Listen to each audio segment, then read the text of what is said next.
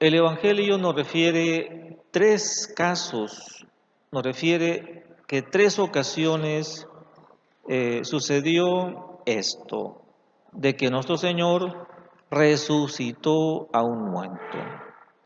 Comenta San Agustín que fueron tres muertos que resucitó nuestro Señor, pero moralmente, ¿a cuánto resucitó? A muchos. Y esto de resucitar a un muerto, ¿quién puede hacerlo? Un hombre más que un hombre que sea Dios. Y Jesucristo, que dice el catecismo, es hombre verdadero y Dios verdadero. Así es que Él solamente podía hacer esto. ¿Por qué era Dios? Porque es Dios. Así le dijo a aquel joven, levántate, y se volvió a unir el alma con su cuerpo y resucitó. Cuando ya lo llevaban a enterrar, pues bien, eh, pensemos no en la muerte física, en la separación del cuerpo y el alma, sino en la muerte moral. Joven, levántate. ¿A quién se dirige Jesucristo? A cada joven, a todos los jóvenes. ¿Y qué les dice? Que se levanten porque están caídos, no físicamente, sino moralmente. ¿Y cuál es la triste realidad? Que las caídas morales no son ocasionales, de vez en cuando, de una vez al año, sino que son permanentes esas caídas.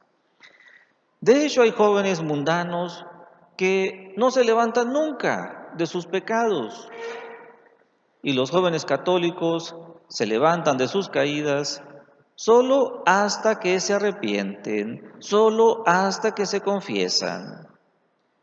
¿Y cuántos son los jóvenes católicos que se confiesan cada semana, cada 15 días o por lo menos cada mes? Realmente son pocos comparados con el total de jóvenes que existen. Y podríamos cuestionarnos algo más todavía. ¿Por qué no se levantan de su postración moral? ¿Por qué no se levantan y dejan sus pecados? Jesucristo quiere resucitar sus almas por medio de una buena confesión. Pero insisto, ¿por qué no se confiesan? Aquí lo veremos. Empecemos por describir esa postración moral.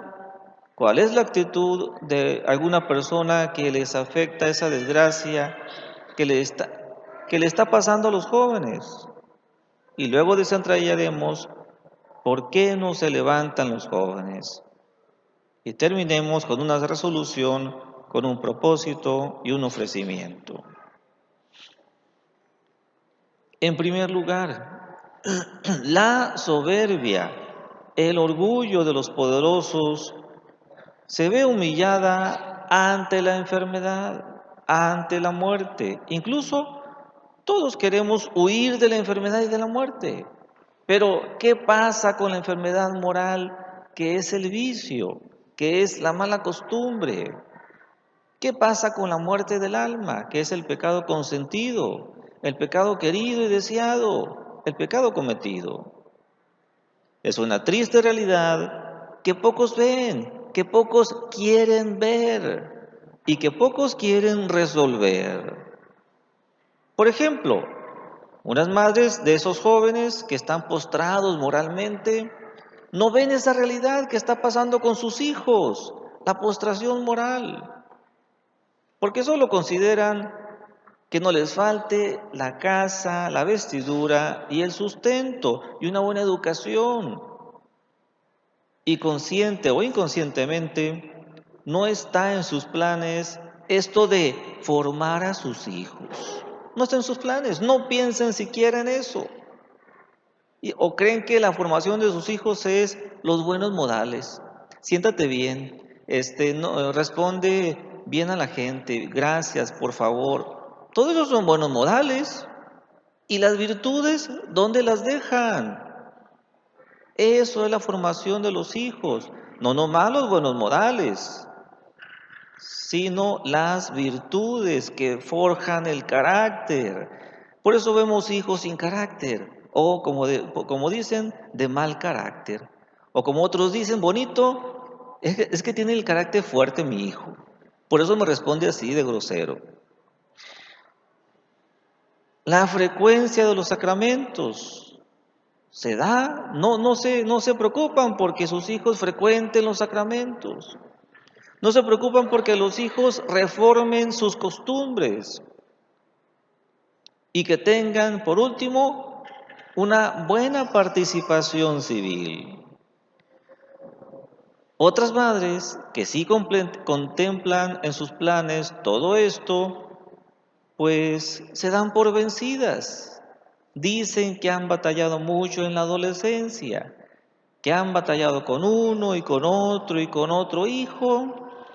Parece que se les ha acumulado el cansancio de los quehaceres diarios. Parece que se enfadaron de tanto repetir y repetir lo que tienen que hacer los hijos, aunque saben que eso es parte de la educación.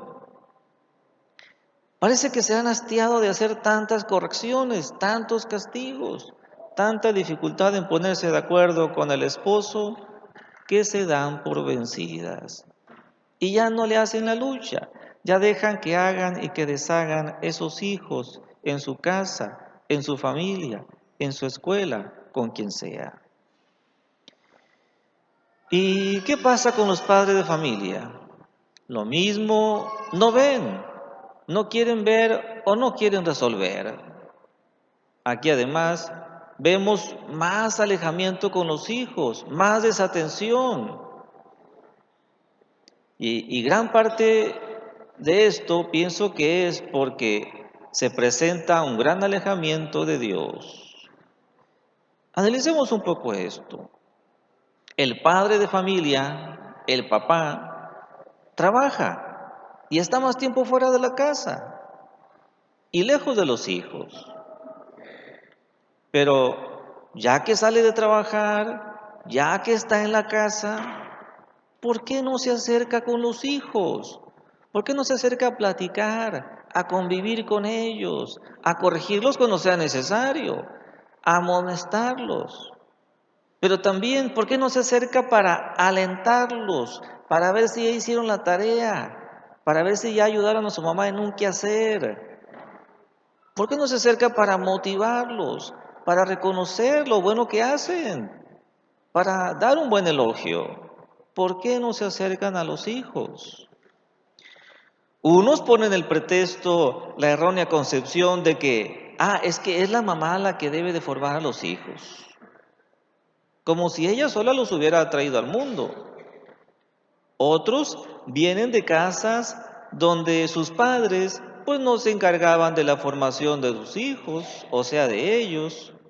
Por eso, aunque estén convencidos de que son parte indispensable, ineludible, no transferible, sin embargo, no saben cómo. ¿Y hasta cuándo van a dejar de lamentarse?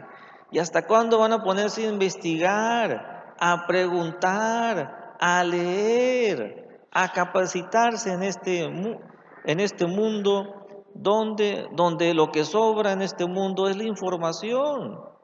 No podemos quejarnos de que, no sabemos.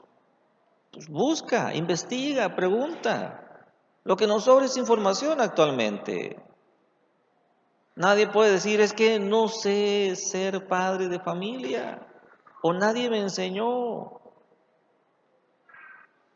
Otros más no tienen la autoridad moral de mandar a sus hijos a que se confiesen, a que comulguen.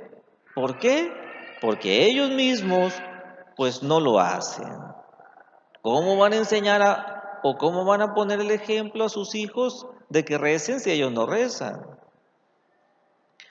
Concluyamos en este primer punto al considerar los grandes daños que sufrimos, grandes daños que sufrimos todos, no nomás los hijos, porque la juventud está caída moralmente y no se levanta. ¿Quiénes sufren porque la juventud está caída moralmente y no se levanta? La sociedad, que necesita hombres rectos que cambien acaben con tanta corrupción de costumbres que hay. ¿Quiénes sufren? Las familias, que necesitan hombres maduros, estables emocionalmente, que formen verdaderamente a sus hijos. ¿Quiénes más sufren? Los trabajos y las empresas, que necesitan hombres responsables para que cumplan éticamente sus deberes. Ahí andan sufriendo porque el lunes no llegan a trabajar. O ahí andan sufriendo porque no les alcanza cuando se dan cuenta de que andan ahí con actos corruptos. Y por ahí se va el dinero de la empresa. En fin, en todas las áreas de la sociedad, la familia y la iglesia, necesitamos hombres valientes, responsables, sobrios y castos, fieles y estables. Que no puede haber hombres de esta calidad si en su juventud no empiezan a ser hoy lo que quieren ser el día de mañana. Pero eso es el gran problema de la juventud, no piensan el día de mañana. Piensan, como dice la Sagrada Escritura, comamos y bebamos que mañana moriremos. Y así se entregan a fiestas, se entregan a no ir a las clases, se entregan pues a tantas diversiones y desgraciadamente a tanto libertinaje, que por eso está caída moralmente la mayoría de la juventud en México y en el mundo. En segundo lugar, ¿por qué no se levantan los jóvenes? Están esclavizados en algún pecado que los mantiene tirados en la lona, al grado que se les volvió vicio. Un pecado cometido y vuelto a cometer y se sigue repitiendo, pues un pecado se convierte en vicio o mala costumbre, como lo quieran llamar. Aquí hay que distinguir varias clases de jóvenes.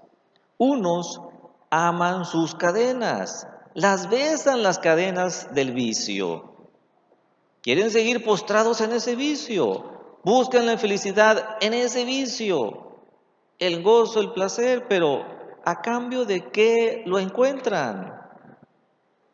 Y este gozo solamente momentáneo. Bien lo decía San Jerónimo, el pecado así es, un poco de gozo y luego viene un tormento eterno. En cambio, la virtud es al revés, un poco de tormento mientras dura la tentación, un poco de combate y luego el gozo, la paz, la felicidad y esta eterna, que empieza desde aquí, desde esta vida. Otros odian sus cadenas. Ellos no la besan, odian sus cadenas. Pero como el odio es pequeño, no terminan por resolverse en dejar definitivamente las cadenas del vicio. A ratos se portan bien y a ratos se portan mal. En cambio, aquellos en los que fue creciendo la detestación, el odio, el coraje contra el vicio, pues terminaron odiándolo con todo su corazón y ya no lo querían ver ni en pintura. Consideraron la miseria moral, a qué los llevó el vicio, y hasta la miseria física, emocional y económica en la que otros han caído. Otros jóvenes odian sus cadenas y además van con aquel que puede cortarlas. Van con aquel que puede fortalecer esa voluntad tan raquítica y esclavizada y entonces resuelven hablarle a aquel por la oración, a Dios. Resuelven a recibir el perdón, la gracia y la fortaleza por la confesión. Resuelven recibir más fortaleza, más sabiduría por la comunión y lo hacen. ¿Cuántos pretextos ponían en el pasado para no hacer oración? y para no confesarse y comulgar, como aquellos que decían, pues ¿para qué me acerco si muchos caen a pesar de esto? ¿Para qué me confieso si vuelvo a caer otra vez? Ah, eh, eh, qué bien llegan a mirar a los que caen, pero ¿por qué no ven a los que se vuelven a levantar? A los que cada vez caen menos, a los que ya han conquistado realmente esa virtud contraria al vicio. ¿Por qué no ven a aquellos? Y lo han logrado precisamente gracias a la ayuda de Dios. En el catecismo veíamos hace unos sábados, les preguntaba a los niños si era difícil salvarse o fácil alcanzar la salvación. Y unos decían fácil, otros decían difícil, y ustedes también estarán así. Dirán que será fácil, otros dirán que será difícil salvarse. Pues lo que digan ustedes o aquellos están en lo correcto. Es fácil y es difícil. Pero me van a decir, padre, pero eso no es contradictorio. ¿Usted no estará cayendo en la contradicción? Ahí les voy a explicar. Lo mismo que le expliqué a los niños. Es difícil salvarse sin la ayuda de Dios. Es fácil salvarse con la ayuda de Dios. Así que, ya lo saben, ¿cómo quieren que sea para ustedes salvarse? ¿Difícil o fácil? Hagan la parte que a ustedes les corresponde y pídanle a Dios ayuda con la oración, con la confesión, con una buena comunión. Y entonces va a ser relativamente fácil alcanzar la salvación, empezando por cortar esas cadenas de las malas costumbres o vicios. Conclusión de este segundo punto. Jóvenes, no se excusen de acercarse a Dios. Necesitan acercarse a la confesión y comunión. Necesitan hacer oración, especialmente el Santo Rosario, para no caer o para levantarse siempre y cada vez caer menos y menos y menos. En tercer lugar, madres de familia, no se den por vencidas. Si Santa Mónica se hubiera cansado de rezar a Dios, de pedirle por su hijo San Agustín, que antes de que se diera la conversión no era San Agustín. Si se hubiera cansado Santa Mónica de insistirle a su hijo de que dejara sus extraídos, que dejara su mala vida, no tuviéramos el día de hoy en los altares a San Agustín.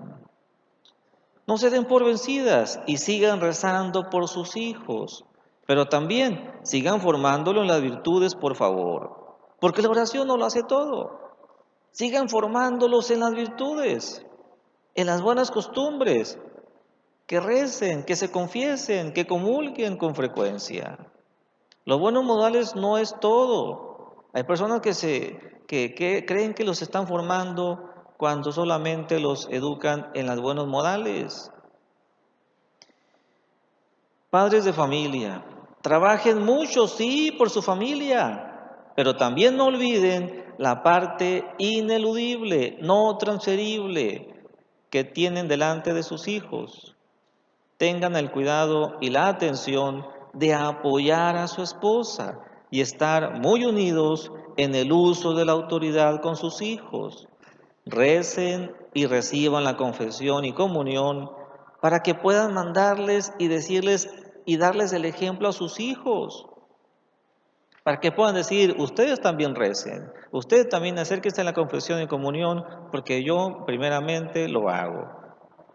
Para alcanzar mi salvación y también para darles el buen ejemplo a ustedes. Jóvenes, resuelvan dejar las cadenas del vicio. Hay que detestarlas. Siéntanse incómodos, estar postrados en tierra. Levántense una y otra vez con los sacramentos, con la oración, y ofrezcan una devoción, la cual puede ser el Santo Rosario. Pero no sé qué pasa, que hay personas que sienten muy difícil el rezar el Santo Rosario. pues empiecen aunque sea con 3 Aves Marías cada noche. Esta de 3 Aves Marías cada noche es una pequeña devoción, pero tan grande en gracias que San Felipe Neri hace referencia que por esta devoción de las 3 Aves Marías antes de acostarse, un joven llegó a salir de un vicio que lo tenía esclavizado por años. Ya hasta le daba pena al joven confesarse con San Felipe Neri porque iba y le confesaba lo mismo, iba y le confesaba lo mismo. Y él insistiendo, reza 3 Aves Marías antes de acostarte. Pasó el tiempo y la familia de aquel joven se cambió a otra ciudad, ya no vivían en Roma. Pero a pesar de pasar muchos años, aquel joven siguió con aquella devoción que le encomendaba San Felipe Neri. Al paso de los años, 5 o 10 años, no sé, vuelve a Roma aquel joven y se acerca con San Felipe Neri. Le da las gracias, porque gracias a esa pequeña devoción, él logró, él eh, eh, eh, creía firmemente que era por esa devoción que logró desatarse de esa cadena del vicio que él tenía sobre su vida. Pues si se les hace muy pesado el rosario, pues aunque sea empiecen con 3 Aves Marías. Pero ya después, ahora sí, agarren el rosario, que está lleno de gracias, lleno de milagros que han hecho en la vida de muchas personas. Y si no lo agarra el rosario el hijo, pues por lo menos el papá, la mamá, para pedir como Santa Mónica por aquel hijo o por aquellos hijos, si son varios los que no se acercan a Dios, los que están encadenados en algún vicio. Y así eh, la oración y los sacramentos, además de esa intervención directa que han de hacer los padres de familia sobre sus hijos, son los que logren que se levanten de esa postración moral que los tiene tendidos en tierra. Que Dios nuestro Señor y la Santísima Virgen María nos ayude a todas las familias. Así sea. En nombre del Padre, y del Hijo, y del Espíritu Santo. Amén.